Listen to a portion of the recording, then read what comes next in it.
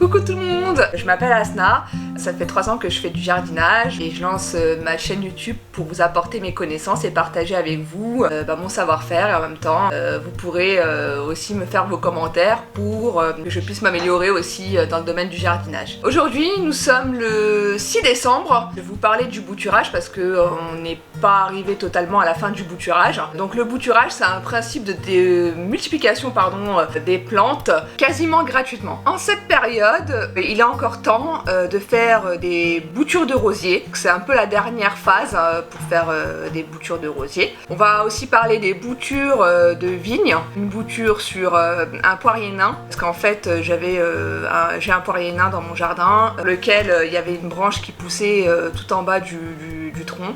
Et du coup je l'ai récupéré pour faire une bouture, même si je sais que c'est pas la période, je vais quand même tenter l'expérience. Donc pour ce faire, on va utiliser tout ce qu'on peut trouver. Donc déjà c'est écologique. On va utiliser des bouteilles en plastique, des pots qu'on avait déjà suite à des achats de plants, des petits pots comme ça en verre, et puis bien évidemment on aura besoin de rameaux. Vous pouvez soit demander à votre voisin de vous laisser prendre des tiges, les prendre de votre propre jardin et procéder au bouturage. Donc moi j'adore ce procédé parce que du coup ça me coûte rien. J'ai prélevé plusieurs tiges de rosier, donc comme ceci.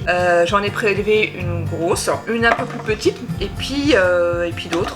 Voilà, donc le principe, il vaudrait mieux prendre des grosses que des petites parce que les petites, honnêtement ça va être vraiment une expérience parce que j'y crois pas pour celle-ci. Donc voilà, donc là je vais commencer à faire une bouture dans une bouteille. Donc j'ai deux façons de faire. La première, c'est tout simplement de remplir la bouteille, donc pas entièrement mais juste un fond, d'ouvrir la bouteille, de prendre le rameau. Il faut laisser en fait plusieurs yeux de visible, attention ça pique, le mieux c'est d'utiliser des gants, donc moi je vais utiliser mes gants, parce que ça pique, oui. Donc je vais utiliser un gant pour tenir et puis l'autre je vais couper. J'ai un peu de mal à mettre un deuxième gant quand je coupe, mais bon, l'idéal c'est de mettre 2 gants. Ça permet de se protéger contre les blessures. Et donc du coup, il faut laisser 3 yeux. Donc ce qu'on appelle des yeux, c'est des petits débuts de bourgeons, j'ai envie de dire, qui se présentent comme ça. Puis on coupe au 3e. Donc là on en a 1, 2, on en a un tout petit là, mais je vais préférer le couper juste au-dessus de celui-ci. Voilà, donc normalement 3 c'est suffisant, mais je vais couper là. D'ailleurs, il y a eu déjà un départ ici de tige parce qu'on le voit, il y a une petite ligne. Et donc je vais couper là avec un sécateur que j'aurais préalablement nettoyé et désinfecté. Donc là, en fait, je vais couper à ce niveau-là, comme on a dit. Il faudrait que mon sécateur il coupe pas très bien, j'avoue. Et une fois que j'ai coupé, donc je vais tout simplement mettre ma tige à l'intérieur de la bouteille, comme ceci. Alors pour ceux qui veulent, on peut mettre de l'hormone de bouturage au préalable, mais moi je vais pas en mettre. Et puis je vais la laisser, je vais laisser le processus se faire tout seul. Donc et du coup, donc dans un premier temps, si je la mets à l'extérieur, donc je vais fermer la bouteille. Et puis au bout, on va dire de 2 semaines, il va y avoir des premières tiges qui vont commencer à sortir. Enfin c'est des bourgeons, j'appelle ça des bourgeons. À ce moment-là, j'ouvrirai ma bouteille. Donc je préconise de mettre juste une tige par bouteille parce que des fois quand on met plusieurs tiges par bouteille, il peut y avoir un champignon qui va se déclarer et du coup ça va se propager sur toutes les boutures. Donc pour éviter ça, je mets une tige par bouteille, je ferme ma bouteille et je vais mettre la bouteille soit sur mon balcon, soit en extérieur si c'est possible. Si c'est pas possible, dans ces cas-là, je vais laisser la bouteille ouverte et je vais la mettre au niveau du rebord de ma fenêtre. La seconde technique consiste à faire une ouverture sur la bouteille, comme ceci, juste en haut, à ce niveau-là à peu près, avec un couteau, et puis j'ouvre la bouteille, pas entièrement, juste comme ça. Donc voilà, ça c'est cette technique, elle est préférable quand on laisse les boutures en intérieur. Donc du coup, je vais y mettre un peu d'eau. Par contre, vigilance pour les enfants, quand on coupe la bouteille, faut être avec un adulte, ou à la rigueur, il faudrait que ce soit un adulte qui le fasse pour l'enfant. Et donc une fois que la bouture est ouverte de cette manière, donc on va la remplir d'eau, comme ceci. Donc juste un fond. Voilà, donc je garde le reste pour la suite. On va faire, comme on avait coupé tout à l'heure la branche, on va mettre l'autre partie dedans. Donc, mais avant ça, on va couper ce qui sert à rien en fait. Donc, enfin quand je dis que ça sert à rien, c'est que c'est pas assez épais en fait. Hein.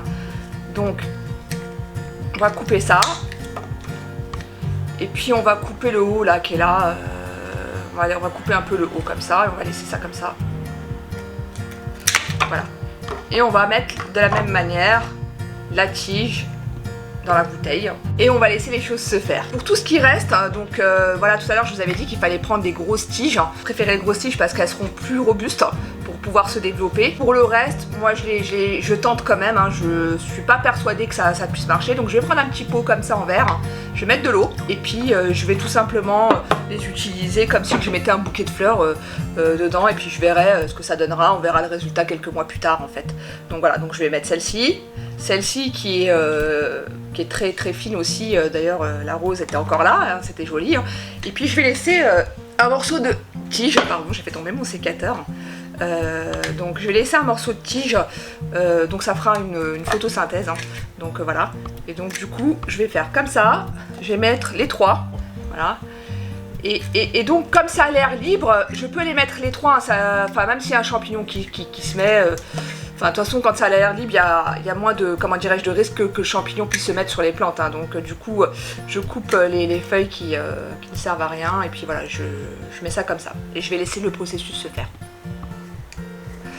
Donc on va passer à l'autre technique qui est directement de mettre dans un pot comme ça. Donc voilà. Nous allons passer à la deuxième méthode de bouturage, hein, qui consiste à utiliser un pot.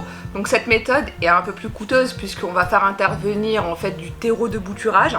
Donc si vous en avez pas, vous pouvez prendre du terreau que vous allez mélanger avec du sable pour pouvoir avoir une terre plus souple, plus légère et que la bouture puisse s'y plaire.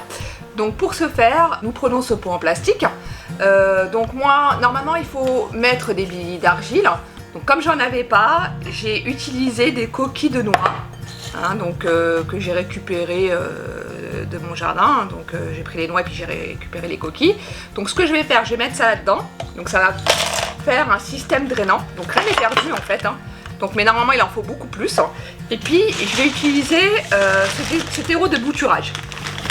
Pour les rosiers, il faudrait préférer un pot assez profond parce que les rosiers aiment bien avoir assez d'espace.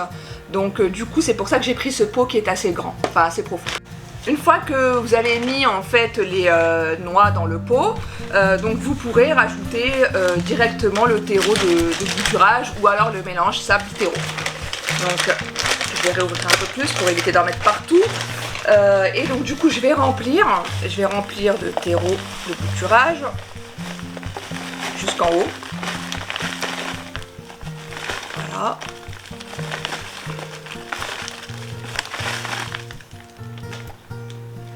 Et puis du coup je vais prélever un rameau comme tout à l'heure avec plusieurs yeux. Donc là j'ai pas rempli jusqu'en haut mais je vais en rajouter.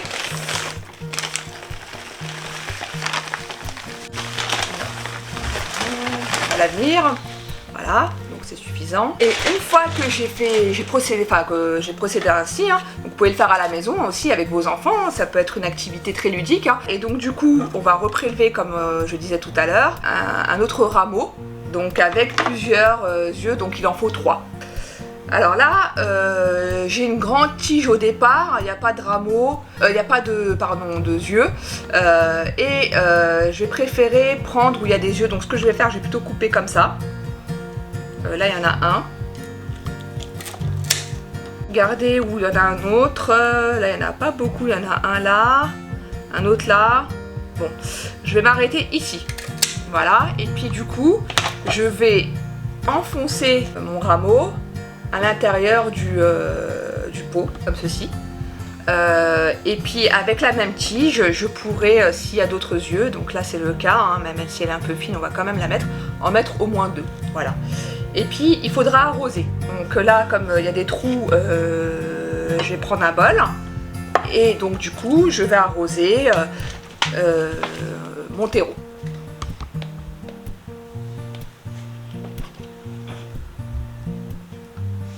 L'idéal, c'est de laisser le bol juste en dessous parce qu'il y a l'eau qui est venue se mettre, donc du coup ça permet que le terreau reste humide en fait. Donc ça reste, enfin il faut pas que ce soit trop humide, mais il faut quand même de l'humidité pour que ça puisse se développer, parce que si c'est trop humide, les boutures risquent de pourrir. Donc voilà pour les rosiers. Donc voilà comment on procède pour les boutures de rosier. Donc au bout de quelques mois, vous obtenez ceci. Donc ça c'est une bouture qui a été faite en intérieur et qui a constamment baigné dans l'eau, donc voilà. Donc dès que ça arrive à ce stade là, vous pourrez commencer à mettre le rosier dans un pot, soit avec du terreau, soit directement au sol. Mais par contre moi je préconise plutôt de le faire dans un pot, dans la mesure où comme le bourgeon a beaucoup baigné dans l'eau, à un moment donné il va pas accepter le changement d'état. Mettre dans un terreau qui restera souvent humide dans un premier temps, et au fur et à mesure le mettre directement en terre. Une fois que vous allez ouvrir, donc ça c'est pas perdu, il y a des associations pour le handicap qui les récupèrent, donc vous pouvez les mettre dans un sac plastique et puis les transporter dans des associations, généralement ça s'appelle les associations Les Bouchons, pour tout ce qui est handicap. Donc voilà, on a fini avec les boutures de rosier. En plus ça vaut le coup de faire du bouturage pour multiplier vos plants de rosier, surtout que là franchement j'ai des pétales de rose. Elles sentent magnifiquement bon. Donc franchement, tentez l'expérience, essayez de voir ce que ça donne et vous aurez des boutures quasiment gratuitement. Voilà, donc à vous d'essayer. Donc moi j'ai encore plein de tiges que je ferai un peu plus tard. Donc on va passer aux boutures des vignes. Donc voilà, donc c'est un peu le même procédé, il faut récupérer un rameau comme ceci. Donc voilà, donc là en fait on voit bien les yeux. Donc on va laisser 3 yeux. Et puis on va couper de la même manière. Donc je vais prendre un autre sécateur parce que du coup comme ça me permet d'avoir un sécateur assez propre. Donc je vais couper juste au-dessus du troisième. Je vais faire ça quand même correctement. Je vais couper la première tige qui est là. Et de la même manière, je vais mettre dans une bouteille d'eau. Donc là j'ai une bouteille d'eau comme ceci. Et puis alors donc je vais remonter 1, 2, 3. Et donc je vais plonger ça, enfin je vais plonger la tige, enfin le rameau à l'intérieur. Donc je vais refermer comme je disais, et puis au bout de 15 jours je vais commencer à ouvrir pour éviter que ça pourrisse à l'intérieur en fait. Donc voilà pour la vigne, c'est le même procédé, et puis à chaque fois, dès que vous voulez faire des boutures, c'est à peu près pareil. Donc je vais aussi vous parler de la bouture de lavande. Bon, la bouture de lavande, moi je l'ai fait dans un pot au mois d'octobre. Donc voilà, donc j'ai pris du terreau, enfin j'ai mis déjà un peu de billes d'argile parce que j'en avais, j'ai mis du terreau. Et puis en fait la lavande c'est assez particulier parce que j'ai récupéré en fait une tige de lavande avec des fleurs, donc j'ai enlevé le haut que j'ai coupé en haut, et puis sur le bas de la tige j'ai enlevé les petites feuilles comme ça, et j'ai planté directement mon plant de lavande à l'intérieur. Et donc voilà ce que ça donne à peu près au bout d'un mois. Le plant était comme ça, là il commence à se développer, et puis on verra ce que ça donne dans quelques mois. Donc vous pouvez aussi tenter l'expérience comme ça. Vous me donnerez vos avis, me dire si ça fonctionne, si ça fonctionne pas, qu'on puisse échanger un peu sur ces sujets-là. Donc en option, en fait, comme je vous l'ai dit, j'ai récupéré une tige de poirier nain. Donc en fait, elle était un peu gênante sur l'arbuste, parce que en fait elle poussait au niveau du tronc, mais au bas du tronc. Donc, et donc du coup pour éviter de fatiguer l'arbre, donc j'ai décidé de la couper. Je sais que c'est un peu tard, mais on va tenter l'expérience. Donc du coup pareil, il faudrait qu'il y ait des yeux, pareil que pour les autres, et puis couper au-dessus en fait. Donc là moi je vais quand même laisser cette tige là, et puis planter, mettre dans un seau d'eau, dans un, comment dirais-je, dans une bouteille, pardon. Donc moi je vais couper là, enfin je vais plutôt couper là on va dire, et je vais pouvoir faire 3 tiges. Je vais tout simplement, là j'avais un seau d'eau où j'avais d'autres rameaux dans un seau. Donc du coup, tout simplement, je vais les remettre dans mon seau. Comme ceci. Les laisser se développer. Les laisser se développer derrière une fenêtre ensoleillée. Parce qu'en fait le poirier nain, comme il fait un peu frais, je pense que ça va le fragiliser. Donc je vais tenter l'expérience et je vous dirai ce qu'il en est. Voilà, donc après j'ai encore tout plein de rameaux de de rosier. Donc, et puis je vais m'amuser au fur et à mesure que je vais récupérer des bouteilles à faire mes boutures. Donc vous pouvez aussi tenter l'expérience avec un pot fait en terre, hein, donc ça c'est de l'argile, hein, donc voilà. Donc moi j'aime bien ces pots parce qu'en plus pour les enfants vous pouvez les customiser. Là c'est ma fille qui l'a customisé, donc je lui fais un petit clin d'œil là-dessus. Et puis ce qui est bien avec ce genre de pot, c'est que ça garde bien l'humidité. Donc du coup, quand vous allez mettre votre système drainant, donc soit billes d'argile, soit coquilles de noix, soit ça peut être aussi des petites pierres, hein, à l'intérieur, plus votre terreau par-dessus, et que vous allez arroser, vous verrez que le pot en fait va changer de couleur du fait de l'humidité.